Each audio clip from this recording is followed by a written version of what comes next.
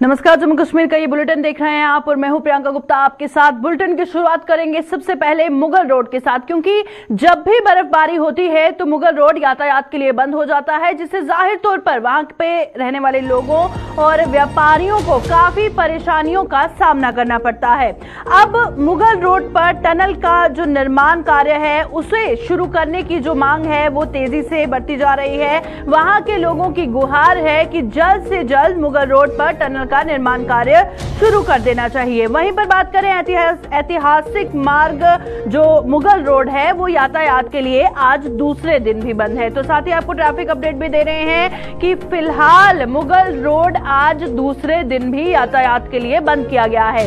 भारी बर्फबारी के कारण मुगल रोड पर यातायात रोका गया है। अब जब भी बर्फबारी होती है तब भी इस तरह से यातायात बाधित होता है। जब यातायात बाधित होता है तो जाहिर तौर पर जो उस रास्ते से आने जाने वाले लोग हैं उनको परेशानियों का सामना करना पड़ता है।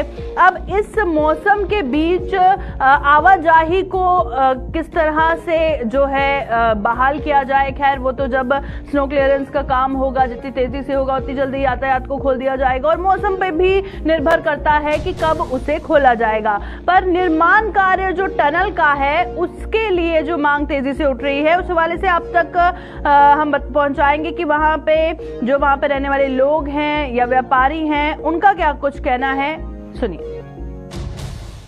सरकार द्वारा यहाँ टनल वगैरह जो जिसके पैसे भी सैंक्शन हो चुके हैं, अगर वो निकल जाए और इस पर मेहनत की जाए, जहाँ जहाँ जरूरत हो वहाँ ऊपर शेड बनाए जाए, तो मेरा ख्याल है ये 12 महीने जो है ये सड़क हवा रह सकती है और लोगों का आना जाना, खास करके कई मुश्किलात हैं, बीमार हैं, पेशेंट्स हैं, उनको ले जाना फौरन और वहाँ जाके उनका इलाज वगैरह भी करवाना भी बड़ा आसानी। मैं सरकार से ये गुजारिश करूंगा, खास करके लेफ्टिनेंट गवर्नर साहब से ये गुजारिश करूंगा कि इस रोड को, सियाती मकाम को, ये एक सियात का बहुत बड़ा मकाम है मेरी समझ में। ये जो गुलमर्ग, पहलगाम और सोनमर्ग में लोग करोड़ों रुपए खर्च करके भारतवर्ष से आते हैं, अगर हमारी ये रोड मुकम्मल ये खुली रहे तो यहाँ 12 महीने टूरिज्म जो है वो कायम हो सकता है और लोगों के मामलात भी हल हो सकते हैं। चलिए रुक करते हैं, हमारे साथ ज्वाइन कर चुके हैं हमारे नुमाइंदे आकाश मलिक। आकाश, बताइएगा, आज दूसरे दिन भी यातायात के लिए मुगल रोड बंद है। अब जब ये ऐतिहासिक मार्ग बंद हो जाता है तो कितनी परेशानियां लोगों को होती है और टनल का निर्माण कार्य शुरू होने को लेकर क्या कुछ कहना है वहां की आवाम का? जी प्रियंका, मैं आपको बताता चलूं, आज दूसरे दिन जो ऐतिहासिक मुगल शाहरा जो बंद है, इससे जो है आवाम को काफी परेशानी का सामना करना है। कुछ लोगों से भी हमारी यहाँ बात हुई है, उनका ये कहना है कि ज्यादातर मेडिकल फैसिलिटी के लिए लोग यहाँ से श्रीनगर जाते हैं, जम्मू को थोड़ा इनको दूर पड़ता है। उस हवाले से भी उन्होंने कहा है कि यहाँ टनल के लिए कई बार कहा गया, लेकिन अभी तक सरकार की तरफ से उसका काम भी कभी भी शुरू नहीं किया गया। बिल्कुल, और क्या उम्मीद लगाएं आज दूसरे दिन भी जिस तरह से यातायात बाधित है तो कब तक खुल सकता है, बहाल हो सकता है? जी प्रियंका, मेरी अभी एक्शन मुगल रोड जो है उन शौकत चौधरी, उनसे बात हुई है। उनका ये कहना है कि अगर मौसम साथ देता है तो लगभग 2 दिन तक हम इस रोड को क्लियर कर पाएंगे, लेकिन उन्होंने ये भी कहा है कि लगता नहीं है कि मौसम साथ दे और अगर मौसम ने साथ नहीं दिया तो इसको नेक्स्ट मंथ मार्च अप्रैल में ही खोला जाएगा। बिल्कुल, यानी तब तक लगातार इसे बंद रखा जाएगा। जी जी जी जी प्रियंका, बिल्कुल। और अगर जल्द निर्माण कार्य टनल का शुरू हो जाता है तो कितनी सहूलियत होगी वहां पर आवाजाही को लेके? जी प्रियंका, अगर टनल का काम जल्द शुरू हो जाएगा तो इससे काफी लोगों को जो है राहत का सामना करना पड़ेगा। जैसा यहाँ तजारत के लोग यहाँ से बिजनेस करते हैं, वहाँ श्रीनगर से जैसे सब्जी फरोश हो गए और ऐसे कुछ काफी सारे लोग हैं, जैसे मेडिकल फैसिलिटी के लिए बताया, कुछ मुलाजिम जो यहाँ से श्रीनगर जाते हैं उनके लिए भी एक राहत का सांस निकलेगी। जी प्रियंका, चलिए, बहुत बहुत शुक्रिया आकाश मलिक ज्वाइन करने के लिए। हमारे संवाददाता सुरनकोट से हमारे साथ ज्वाइन किए हुए थे और जिस तरह से वो जानकारी दे रहे थे कि मुगल रोड पर टनल का निर्माण कार्य शुरू करने को लेकर वहां की आवाम की मांग तेजी से बढ़ रही है और मार्ग फिलहाल दूसरे दिन भी बंद है और काफी देर तक बंद रह सकता है, जबकि बर्फबारी शुरू हो चुकी है और भारी बर्फबारी के कारण जो है मुगल रोड पर जो यातायात रोका गया था वो आज दूसरे दिन भी बंद है।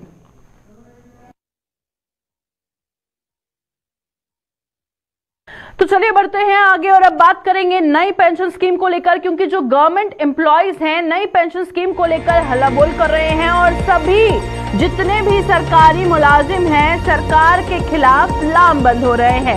अब क्या है ये नई पेंशन स्कीम वो आपको बताएंगे, और क्यों सरकारी मुलाजिम सरकार से खफा नजर आ रहे हैं इसे लेकर। जम्मू की बात करें तो जम्मू में प्रदर्शन कर पुरानी पेंशन स्कीम बहाल करने की जो मांग है वो लगातार सरकारी मुलाजिम उठा रहे हैं, और आज भी जो प्रदर्शन है जम्मू में सरकारी मुलाजिमों का देखने को मिल रहा है। तो नई पेंशन स्कीम के खिलाफ सरकारी मुलाजिमों का हल्ला बोल आज देखने को मिला है, और सरकारी मुलाजिमों के जो प्रदर्शन है वो आज जम्मू में देखने को मिले हैं। अब उनका कहना है, जो गवर्नमेंट एम्प्लॉयज हैं उनका ये कहना है कि जो पुरानी पेंशन स्कीम है उसे बहाल किया जाए, पर नई पेंशन स्कीम के साथ हम नहीं हैं। तो फिलहाल आपको बताएंगे क्या कुछ जानकारी है जम्मू से हमारी संवाददाता रितिका राजपूत ज्वाइन करेंगी, और फिलहाल आपको तस्वीरें इस वक्त स्क्रीन पर दिखा रहे हैं जिसमें हाथ में बैनर लिए आर मिशन ओल्ड पेंशन को लेकर कई सरकारी मुलाजिम सड़कों पर नजर आ रहे हैं और नारेबाजी कर रहे हैं सरकार के खिलाफ, और उनका कहना है कि हमारा मिशन सिर्फ और सिर्फ ओल्ड पेंशन स्कीम है और नई पेंशन स्कीम के साथ हम खड़े नहीं हैं। तो बहुत सारे सरकारी मुलाजिम आप साफ तौर पर देख सकते हैं गुस्से में नजर आ रहे हैं, और गुस्सा सातवें आसमान पर आप देख रहे हैं इनका, और लगातार सरकार के खिलाफ नारेबाजी करते हुए दिख रहे हैं और ओल्ड पेंशन स्कीम की मांग कर रहे हैं, और नई पेंशन स्कीम पर इन्होंने हल्ला बोल किया है। तो चलिए रुक करते हैं, हमारे साथ हमारी संवाददाता रितिका राजपूत ज्वाइन कर चुकी हैं। रितिका, बताइएगा, सबसे पहले तो समझाइएगा हमारे दर्शकों को कि नई पेंशन स्कीम के तहत क्या कुछ है और ओल्ड पेंशन स्कीम के तहत क्या कुछ। अब नाराजगी क्या है वो बाद में समझेंगे। जी रितिका। जी बिल्कुल, आपको बता देना चाहते हैं कि न्यू पेंशन स्कीम जो कि 2004 में इंट्रोड्यूस करवाई गई थी, और जम्मू कश्मीर जो कि उस समय में स्टेट थी, 2010 में ये जम्मू कश्मीर में इम्प्लीमेंट करवाई गई थी। और न्यू पेंशन स्कीम के तहत आपको बता दें कि सैलरी का 10% हिस्सा जो है वो यहाँ पे कहीं ना कहीं रेट होगा, और उसके अलावा 16% जो है वो सरकार का जाएगा। और इसमें एम्प्लॉइज की तरफ से कहा जा रहा है कि जो हिस्सा यहाँ पे पेंशन के रूप में दिया जाने वाला है कहीं ना कहीं वो इन्वेस्ट किया जाएगा, और उसके बाद इन्वेस्ट करने के बाद शेयर मार्केट में अगर रेट बढ़ते हैं उसी हिसाब से इन्हें पेंशन दी जाएगी, और अगर नहीं बढ़ते हैं तो उसका सीधा खामियाजा जो है वो रिटायर्ड एम्प्लॉइज को उठाना पड़ेगा। जबकि ओल्ड एज स्कीम में ऐसा नहीं होता था, वहां पे रिटायर होने के बाद उनकी जितनी भी टोटल सैलरी होती थी उसका 50% इन लोगों को दिया जाता था। न्यू पेंशन स्कीम में ऐसी कोई भी सुविधा इन्हें नहीं दी जा रही, और ये एम्प्लॉइज के फेवर में नहीं है, ऐसा कहना है तमाम जम्मू कश्मीर के सरकारी एम्प्लॉइज का। और उनकी मांग है कि रिस्टोर किया जाए ओल्ड पेंशन स्कीम को, और जो न्यू पेंशन स्कीम है उसे जल्द से जल्द स्क्रैप कर दिया जाए। बिल्कुल, आपने उनसे बातचीत की है और काफी गुस्से में भी नजर आ रहे हैं गवर्नमेंट एम्प्लॉयज। तो नई पेंशन स्कीम के फेवर में कोई भी नहीं है, और क्या कुछ कहना है उनका, सरकार अगर इनकी गुहार नहीं सुनेगी तो क्या इसी तरह से इनका प्रदर्शनों का सिलसिला जारी रहेगा? जी, इन एम्प्लॉइज ने साफ तौर पे कह दिया है कि अगर सच में ये स्कीम बहुत अच्छी है तो इसे गजेटेड लेवल पे स्टार्ट किया जाए, नॉन गजेटेड स्टाफ पे इसे इम्प्लीमेंट किया जा रहा है। इसकी शुरुआत सरकार को पार्लियामेंट से करनी चाहिए, और अगर सरकार इनके मुद्दे को हल नहीं करती है तो ये इसी प्रकार से प्रदर्शन करते रहेंगे, और आने वाले समय में प्रदर्शन ज्यादा उग्र होता हुआ कहीं ना कहीं दिखेगा। चलिए, बहुत बहुत शुक्रिया रितिका ज्वाइन करने के लिए। रितिका राजपूत हमारी संवाददाता ज्वाइन की हुई थी हमारे साथ, और जिस तरह से वो जानकारी दे रही थी कि सरकारी मुलाजिम जो हैं वो नई पेंशन स्कीम के खिलाफ किस तरह से सरकार के खिलाफ नारेबाजी कर रहे हैं और जम्मू में प्रदर्शन कर पुरानी पेंशन स्कीम को बहाल करने की मांग उठा रहे हैं।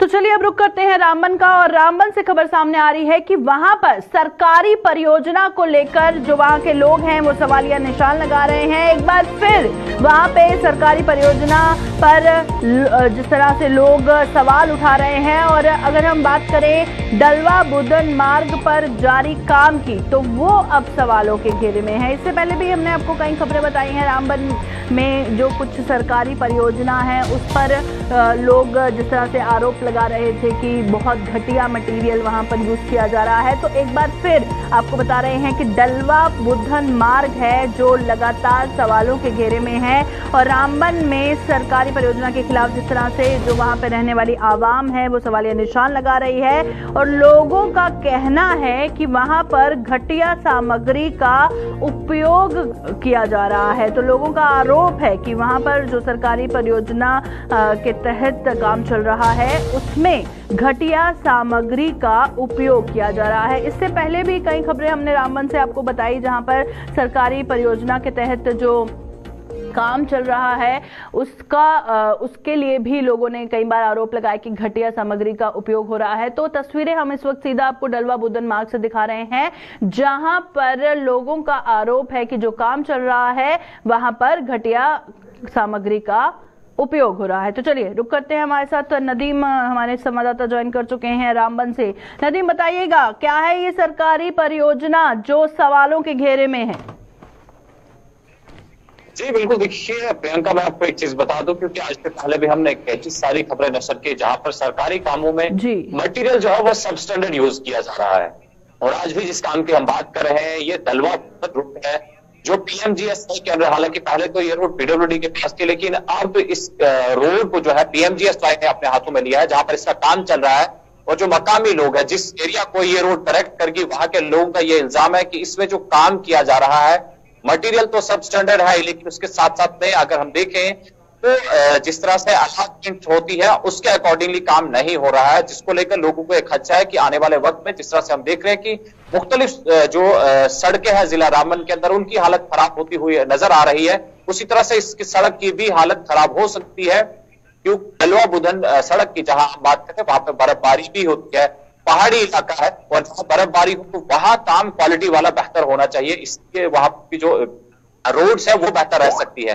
डलवा बुधन की जो रोड पर जो लोग इस वक्त रिहाइश पजीर है, चाहे वो गमीरी के हैं, बोलनी टॉप के हैं, महाकुंड के हैं या गुजर गली के लोग हैं, उन तमाम लोगों का ये इल्जाम है कि इस पर जो है चेक किया जाना चाहिए, क्वालिटी चेक किया जाना चाहिए। जो भी कंसर्न डिपार्टमेंट है, जो भी उनके ऑफिसर्स हैं, ऑफिशियल्स हैं, वो इस चीज को देखें, इसको मॉनिटर करें ताकि काम जो है वो बेहतर हो सके और ज्यादा देर तक ये सड़क जो है चले, मरम्मत की जरूरत न पड़े। काफी है जिन पर ब्लैक टॉप का काम तो होता है लेकिन 6 महीने बाद वो उखड़ना शुरू हो जाता है। तो इन तमाम चीजों को मद्देनजर रखते हुए वहां के लोगों ने सरकार से जो मुतालबा किया है, लेफ्टिनेंट गवर्नर एडमिनिस्ट्रेशन से मुतालबा किया है कि आप इस चीज को देखें ताकि लोगों को हो। और डलवा बुधन रोड जो पहले पीडब्ल्यूडी के पास थी, खस्ताहाली का शिकार थी, अगर अब पीएमजीएसवाई के पास गई है तो पीएमजीएसवाई भी इस रोड का जो है हाल बेहतर करे, न कि उसी तरह का हाल बना दे जिस तरह से पीडब्ल्यूडी के अंदर हुआ करता था। कुल मिलाकर वहां के लोगों की ये डिमांड है कि जो पीएमजीएसवाई के काम चल रहे थे इस सड़क पर उस काम खैर मकदम करते हैं लेकिन क्वालिटी में कंप्रोमाइज न किया जाए। डिपार्टमेंट के ऑफिसरान ओहदेदारान यहाँ पहुंचे और इस चीज को देखे कि अक्सर परेशानी कहां पे है और जब उस परेशानी को हल किया जाएगा तो जाहिर सी बात है डलवा बुधन रोड की हालत जो है वो बेहतर हो पाएगी। जी प्रियंका। बिल्कुल, आखिर में बताइएगा नदीम, इससे पहले भी कई खबरों से आपने रूबरू करवाया है जहां पर पहले भी वहां पे रहने वाले लोगों का आरोप है कि घटिया सामग्री यूज की जाती है, तो क्या उस पर कोई कार्रवाई हुई है? क्या उसका कोई रिजल्ट आया है? इसी बीच एक और सरकारी परियोजना सवालों के घेरे में है, तो बहुत सारी इस तरह की खबरें वहां से सामने आई है, तो पहले पे किसी तरह का कोई एक्शन लिया गया? मैं आपको एक चीज बता दूं, जाहिर सी बात है, मुझे लगता है कि अब शायद आदी हुए हैं जो भी हमारे पास एग्जीक्यूटिव एजेंसीज हैं, चाहे वो पीडब्ल्यूडी हो, पीडब्ल्यूडी आरएनबी हो, पीएमजीएसवाई हो या फिर रूरल डेवलपमेंट डिपार्टमेंट, वो आदी हो गए कि जब तक मीडिया में कोई खबर आएगी नहीं तब तक वो काम करेंगे नहीं। और जब हम खबर नशर करते हैं उसके बाद जो भी इंतजामिया के लोग हैं या फिर जो भी कंसर्न डिपार्टमेंट के लोग हैं वो हरकत में आते हैं, काम में सुधार देखने को मिलता है। और यही वजह है कि लोग बार बार मीडिया को अप्रोच करते हैं कि जनाब नहीं, आपने उस काम को रेक्टिफाई तो करवा दिया लेकिन अब हमारी तरफ भी आएगा क्योंकि हमारा हाल भी उसी तरह का है। कहीं ना कहीं हम देख रहे हैं कि मीडिया में जब ये सुर्खियां बनती है इस तरह की सड़क, इस तरह के काम, तो इंतजामिया भी हरकत में आती है और जो कंसर्न एजेंसीज हैं वो भी इस पर काम करती हुई नजर आती है, जिसको लेकर लोगों की मीडिया से उम्मीदें आज भी वाबिस्ता है, आज भी जुड़ी हुई है। और अगर आखिरी किरण लोगों के पास है तो मीडिया ही जिसके जरिए से लोगों की परेशानियां, लोगों के मुतालबात पूरे और हल होते हैं। बिल्कुल, बहुत बहुत शुक्रिया नदीम ज्वाइन करने के लिए। तो नदीम, जिस तरह से बता रहे थे कि जब तक मीडिया पे खबर नहीं आती है तब तक इस तरह की बातों पे गौर नहीं फरमाया जाता है। पर सबसे बड़ी बात यहाँ पर यह है, इससे पहले भी कई जो स्कीम्स हैं, गवर्नमेंट स्कीम्स हैं, वो सवालों के घेरे में है। अभी तक उसका कोई आउटपुट नहीं आया है, कोई एक्शन उस पर नहीं लिया गया है। इसी बीच एक और सरकारी परियोजना जिसकी तस्वीरें आपको स्क्रीन पर दिखा रहे हैं, और लोगों का कहना है कि इसमें जो है घटिया क्वालिटी का जो मटीरियल है वो यूज किया जा रहा है। तो जो भी इस तरह की खबर आती है तो जरूरत है कि इंतजामिया इस पर गौर फरमाए और कोई ना कोई एक्शन इस पर लिया जाए, इन्वेस्टिगेशन हो कि सही मायने में ये सच है, और अगर सच है तो जो कल्प्रिट्स हैं उन पर सख्त से सख्त कार्रवाई होनी चाहिए।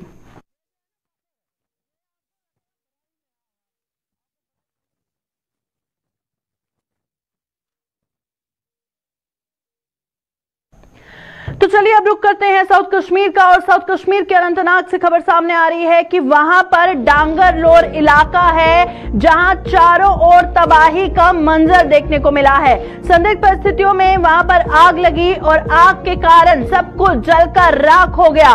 10 दुकानें और 6 आशियाने इस आग की चपेट में आए हैं, और रोजी रोटी छीनने के कारण कई परिवार सड़क पर आ चुके हैं। सियासी दलों ने सरकार से जल्द मदद की गुहार लगाई है कि इन फैमिलीज की मदद होनी चाहिए। वहीं पर अनंतनाग के डांगरलोर इलाके की हम आपको तस्वीरें दिखाएंगे जहां पर सिर्फ तबाही हुई है, और इतनी भीषण आग जो लगी है, क्या कुछ कारण बताया जा रहा है वो भी आप तक पहुंचाएंगे। फिलहाल तस्वीरें आप सीधा देख रहे हैं अनंतनाग के डांगरलोर इलाके से, जहां पर संदिग्ध परिस्थितियों में आग लगी है, और आग लगने के कारण सब कुछ जलकर राख हो चुका है। 10 दुकानें और 6 आशियानों की तस्वीरें, कई परिवार सड़क पर आ चुके हैं, और जल्द से जल्द इन परिवारों की जो मदद है वो की जानी चाहिए। वहीं पर रोजी रोटी जो इनकी छिन गई है, जाहिर तौर पर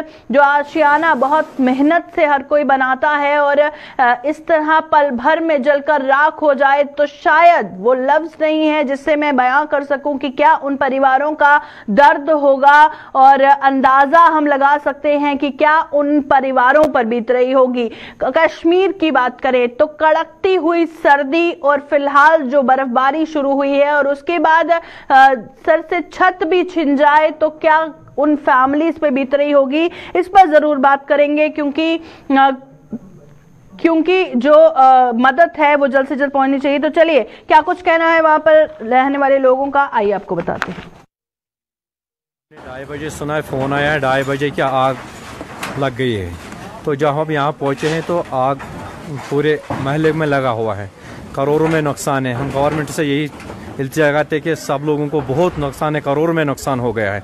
हम गवर्नमेंट से यही अपील करते हैं तो हमारे को थोड़ा मदद करें। बहुत यहाँ नुकसान, हमारा कारीगर था, उनका सोना वोना था, वो सब ख़त्म हो गया है।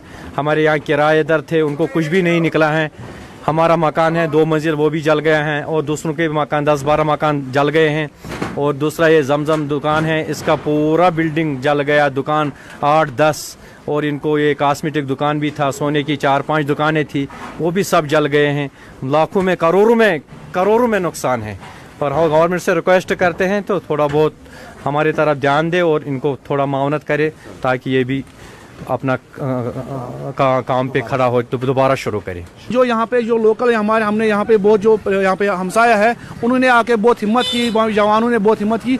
लेकिन जो अब हमारी जो हमारा यहाँ पे ये जो है ना, यहाँ पे ये नुकसान, हाँ, जो यहाँ पे जो नुकसान हुआ है, मेहरबानी करके हमारी सरकार से ये इल्तिमास है, हमारी गवर्नर साहब से ये इल्तिमास है कि इनको फिलफोर अपना रिलीफ, अपनी तरफ से कुछ रिलीफ दीजिए, और जो इनकी बाज़ाबाद करने के लिए जो यहाँ पे जो इनका नुकसान हुआ है, इनका रिबिल्डिंग के लिए जो है, इनमें कोई रोकथाम नहीं होनी चाहिए।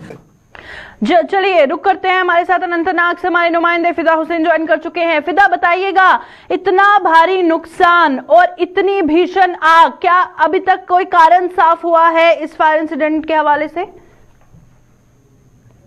देखिए, रात के 2:57 पर फायर एंड इमरजेंसी यानी कि दमकल विभाग को एक कॉल आती है कि जहाँ पे कहा जाता है कि रागतपुरा में जो आग है वो तो मुताबिक, उसके बाद दमकल विभाग की गाड़ियां जो है वो वहाँ पर पहुंच गई। लेकिन उससे पहले जब तक दमकल विभाग की गाड़ियां वहाँ पर पहुंचती तो उससे जो मकामी लोग है, जो वहाँ के स्थानीय लोग है, वो बाहर आए और उन्होंने उस आग को और फैलने से बचा लिया है। लेकिन आग इस कदर भयानक थी कि वहां पर जो गैस सिलेंडर्स थे उनके धमाके जो है दूर दूर तक सुनने को मिल रहे थे उनकी आवाज से। लेकिन यहाँ पे प्रियंका मैं आपको बता दूं कि इस नुकसान का तख्मीना लगाने के लिए जहाँ पर फायर एंड इमरजेंसी का ये मानना है कि तकरीबन करोड़ों का ये नुकसान है। और साथ ही साथ उन्होंने बता दिया कि इसमें 10 मकान जो है और 18 जो दुकानें हैं वो खाक हो गई है। यानी कि आग इस कदर भयानक थी कि उन्होंने आनंद एक ही मतलब कुछ पल में ही इसको पूरा जो वहां पे सजा हुआ था वो मार्केट, वो काफी ज्यादा मसरूफ तरीन मार्केट है क्योंकि वहां पे जो सबसे ज्यादा सोना है वो वहां पे बिकता है वहां पे, और जो वहां पे जो लोग हैं वो ज्यादातर खरीदारी वहां पे ही करते नजर आते हैं। लेकिन आज वो बाजार जो है वो सुनसान नजर आ रहा था। वहां पर लोग नहीं बल्कि वहां पर जो जिनको नुकसान हुआ है उनके घर वाले, उनके परिजन जो है उनके आंखों में आंसू नजर आ रहे थे। और उनका यही कहना था सरकार से कि सरकार से हमें उम्मीद है कि सरकार हमारी मदद के लिए जल्द जल्द कोई ना कोई ऐलान जो है वो करेगी। प्रियंका बिल्कुल, और जाहिर तौर पर फिदा इतनी सारी फैमिलीज जो वहां पर रहती थी और खैर दुकानों का भी बहुत नुकसान हुआ है और कड़कती हुई सर्दी में अब जबकि वो सड़कों पर आ गए हैं तो किसी तरह की मदद कोई एडमिनिस्ट्रेशन की तरफ से अभी तक कोई आया है या फिर अब कैसे वो परिवार सरवाइव करेंगे, एक बहुत बड़ा सवाल है जब तक उन तक मदद पहुंचेगी। देखिए, जिला तरक्याती कमिश्नर अनंतनाग की तरफ से एक टीम बनाई गई है जो तहसीलदार अनंतनाग है, पूरी टीम जो है वो वहां पे और वो वहां पे ये देख रहे हैं कि नुकसान कितना हुआ है, तो इस वक्त कौन सी मदद करने की जरूरत है। क्योंकि जैसे आपने खुद भी कहा कि जो मौसमी हालात है हार्श विंटर यानी कि कलाम का जो दिन है वो चल रहे हैं। अगर कोई वहां पे रिहायशी था तो उनको कैसे मदद की जाए, और कहीं ना कहीं पर सरकार की तरफ से जो उम्मीदें की जा रही है वहां के लोगों की तरफ से कोई ना कोई मदद की जो मदद का जो ऐलान है वो जरूर करेगी। जिला इंतजामिया की तरफ से क्या मदद होगी वो जरूर उसमें शाम तक तो तस्वीरें साफ हो जाएगी। लेकिन आग इस कदर भयानक थी कि उन्होंने उस पूरे इलाके को अपने लपेट में ले लिया। लेकिन दमकल विभाग और जो मकामी लोग हैं उन्होंने आग को फैलने से बचा लिया है। अपने चलिए, बहुत बहुत शुक्रिया फिदा ज्वाइन करने के लिए। फिदा हुसैन अनंतनाग से जानकारी पहुंचा रहे थे और जिस तरह से उम्मीद जताई जा रही है कि इंतजामिया जल्द से जल्द इन परिवारों की मदद करेगी और लाखों करोड़ों रुपए का जो नुकसान हुआ है, खैर उससे जिस तरह से जिसका नुकसान हुआ है काफी वो शोक में है और जल्द से जल्द इनकी जो मदद है यही गुहार है उनकी कि उनकी मदद की जाए। जम्मू में कृत्रिम झील का रुका पड़ा काम अब दोबारा शुरू होने से व्यापारी वर्ग के चेहरों पर मुस्कान लौट आई है। इस झील का काम किन्हीं कारणों से अधर में लटका हुआ था, जिससे अब दोबारा शुरू होने से खास तौर पर पर्यटन कारोबारियों के अलावा आम लोगों में भी अब खुशी का इजहार किया है। पर्यटन कारोबारियों के मुताबिक कटरा तक सीधे ट्रेन पहुंचने से पहले से ही उन्हें नुकसान हो रहा है और अगर ऐसी परियोजनाओं को अंजाम तक पहुंचाया जाता है तो जम्मू को इससे काफी फायदा होगा। यहाँ पर्यटन को बढ़ावा मिलने से जम्मू की अर्थव्यवस्था में सुधार होगा, जिसका सीधा फायदा इस कारोबार से जुड़े लोगों को होगा।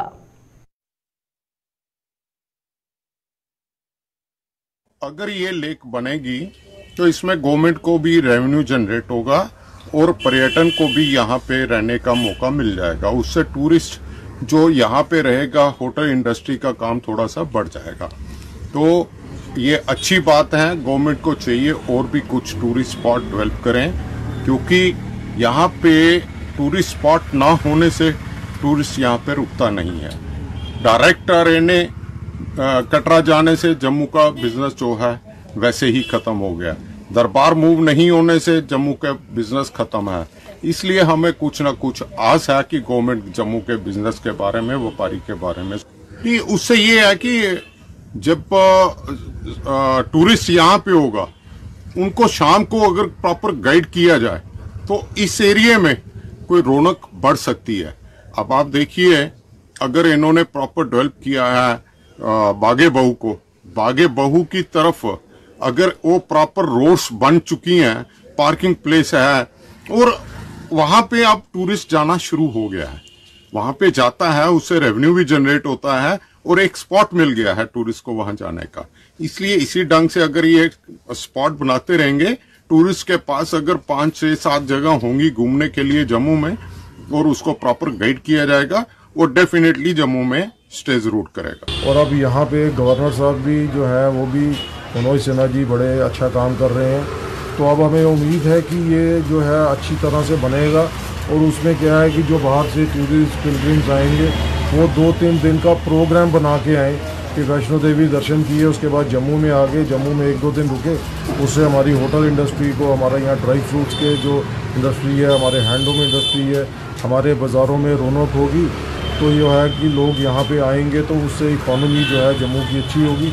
अभी ये काम जो है इसका शुरू हो गया है और 10 महीने का वक्त उन्होंने रखा है कि ये बैराज बन के तैयार हो जाएंगे। उसके साथ से जो बैंक्स है उसको डेवलप किया जाएगा। तो ये बड़ी ही अच्छी एक खबर है और अगर ये चीज़ हो जाएगी तो वो उसमें ये है कि काफ़ी फ़ायदा होगा जम्मू के व्यापारियों को भी, और जो लोग टूरिज़्म से जुड़े हुए हैं उनको काफ़ी फ़ायदा होगा। और हमें उम्मीद है कि ये जल्दी काम शुरू होगा। अभी के बुलेटिन में फिलहाल इतना ही। दीजिए इजाजत। नमस्कार।